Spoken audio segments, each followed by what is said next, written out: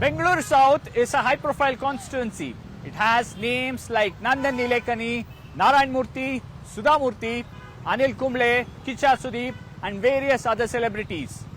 The temples, the darshinis, the tree-lined roads and old localities here are core to city's identity. The seat, which has been a stronghold of the BJP, is witnessing a high decibel campaign between current MP Tejasvi Surya and Congress's Soumya Reddy.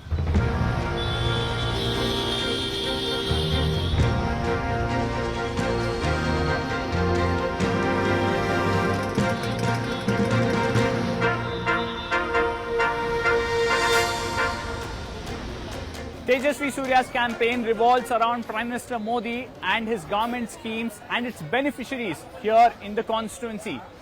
The BJP also understands that the Congress enjoys fair bit of strength in assembly constituencies like Jayanagar, BTM and also Bomnali. And that's the reason the party is taking its campaign deep in these areas, reaching out to smaller gullies and houses and apartment complexes and is trying to counter the Congress.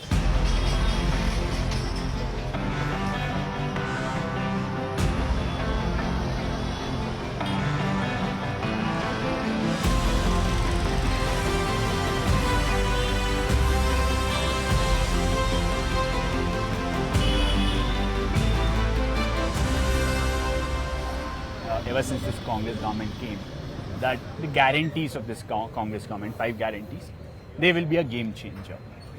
You've been traveling across Bangalore South. You've also done fair bit of traveling outside Bangalore as well. Do you see it resonating with people? I don't think it is going to be an important factor in the elections for 2 reasons. One, the electorate understands, the voter understands that this election is a national election. The objective of this election is to choose the country's leader for the next 5 years. It is to elect the country's prime minister. The issues are different, the leadership is different, and the impact is at a different level. While the guarantees are a very state-specific issue, the issues and the narrative in this election is pan-India. The leadership is at the national level. This is a Modi election. So I don't think there is going to be much of an impact because of this. Second, even the delivery of these guarantees itself is very patchy, especially in urban centers like Bengaluru.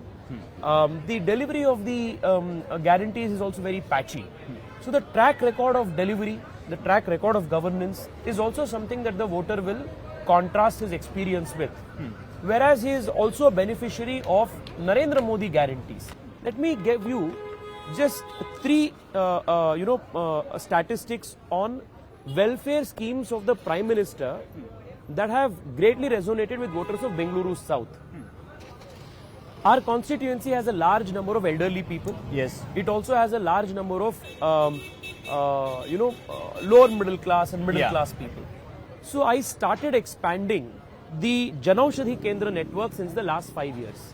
In 2019, we had 14 Janaushadhi Kendras. Today, we have 132 plus Janaushadhi Kendras. In Bangalore South? In just Bengaluru South. We have one of the highest Janaushadhi Kendra networks for a parliamentary constituency in the whole country. Yes. 2 lakh people use the Janaushadhi Kendras every month. The annual savings is about 25 crore. So people call Janaushadhi Kendras in the constituency as Modi Medicals. So that's the kind of connect. Now with respect to Ayushman Bharat. So from the first day we started, I took office, we started registration of Ayushman Bharat in a big scale. There are 2 lakh card holders in our constituency, and in the last 5 years 1.5 lakh free treatments have been given. The quantum, the monetary quantum of the 1.5 lakh treatments is 431 crore rupees. So that is the scale of the Ayushman Bharat scheme. Then take the PM Swanidhi Yojana, the street vendors credit scheme that Prime Minister launched after COVID. 46,000 street vendors in just my constituency have benefited out of this scheme. So on one hand, you have the Prime Minister deliver on the promises through his welfare schemes, which have actually touched people. And on the other hand, you have big statements and a patchy track record of implementation. That is the Congress guarantee. ಮುಂದೆ ತಗೊಂಬಂದ್ರಪ್ಪ ಯಾರಪ್ಪ ನಮ್ಮ ಅದೃಷ್ಟ ಏನು ಅಂತ ಹೇಳಿದ್ರೆ ವಾಜಪೇಯಿ ಅವರು ಕೂಡ ಸಿಂಗಸಂದ್ರ ಭಾಗಕ್ಕೆ ಬಂದಿದ್ರು. Former Jayanagara MLA Soumya Reddy, who lost the last year's assembly election by just 16 votes, is putting up a strong fight, aided by her father, Minister Ramlinga Reddy. She's banking on the 5 guarantees of the Congress party and argues that Tejasvi Surya was seen only on Twitter and he hasn't been accessible to the people of the constituency.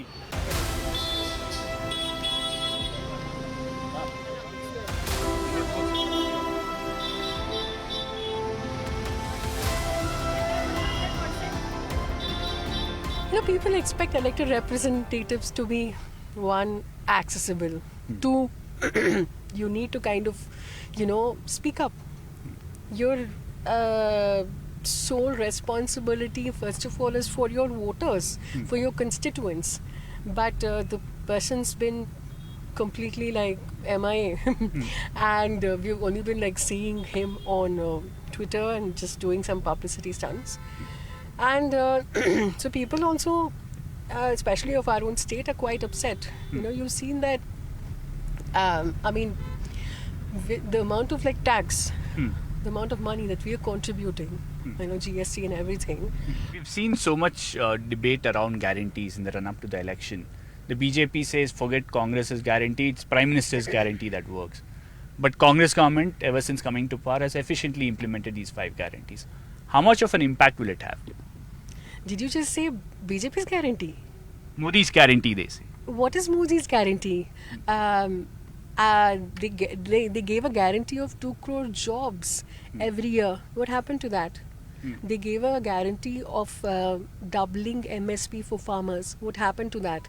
They said Beti Bachao, Beti Padhao. What happened to that? They said women's security. What happened to that? There's a highest unemployment rate in the country right now. And be it farmers, be it women, be it everybody is unhappy. The middle class is the most upset because of price rise. And in the past, talking about our Congress guarantee, I think they just, after 10 years of massive failure, they're trying to copy us. Basically, at the end of the day, in the past 11 months, people are extremely happy. Apart from Congress guarantee versus Narendra Modi's guarantee, there are several other issues that are being discussed during the campaign. Tejasvi Surya has been facing backlash from a section of depositors who lost their money in the Guru Raghavendra Cooperative Bank scam. Apart from that, slow pace of metro, bad roads and even water problem is something that has cropped up in our interaction with the public here. Large parts of Bengaluru South are yet to get metro connectivity, while traffic issues remain in major junctions in this seat. Rampant commercialization in residential areas is the bane of this constituency, even in areas like Jayanagar, which was one of the first planned neighborhoods in the city. Sir, elections around the corner, various political parties giving various promises. But as a citizen, as a voter, what matters to you? What will be on your mind? The first thing that comes on my mind would be infrastructure. A better, make the city a better place for living. Better roads, better footpaths for everybody to walk around, and then definitely they've done a good job with the parks. Probably they can do a better job with the parks is what I feel. Last time we have given 27 MPs. This time my basic expectation is they have to be more vocal for local. Local is Karnataka, not just Bangalore. So they have to speak for Karnataka more and bring more funds for Karnataka. Should be a good coordination between the state and the central government. Maybe SPV is the way to go. Have some stakeholders from state government, have some stakeholders from the central, have some stakeholders from the expert body, make a group and then take the decision collectively. It can't be a blame game where one party blames the other party. Bengaluru South has a very aware voter base, and it'll be interesting to see if they will consider any of the guarantees being given by both the parties, or will they consider caste calculations when they go out to vote or some other dynamics. If Soumya Reddy manages to win Bengaluru South, it will be a huge turning point for the Congress party, especially in Bengaluru city. On the other hand, if Tejasvi secures his second win, he perhaps will be on track to emulate the political career of late Anant Kumar. In Bengaluru, with camera person Satish, Harish Upadhyaya for CNN News 18.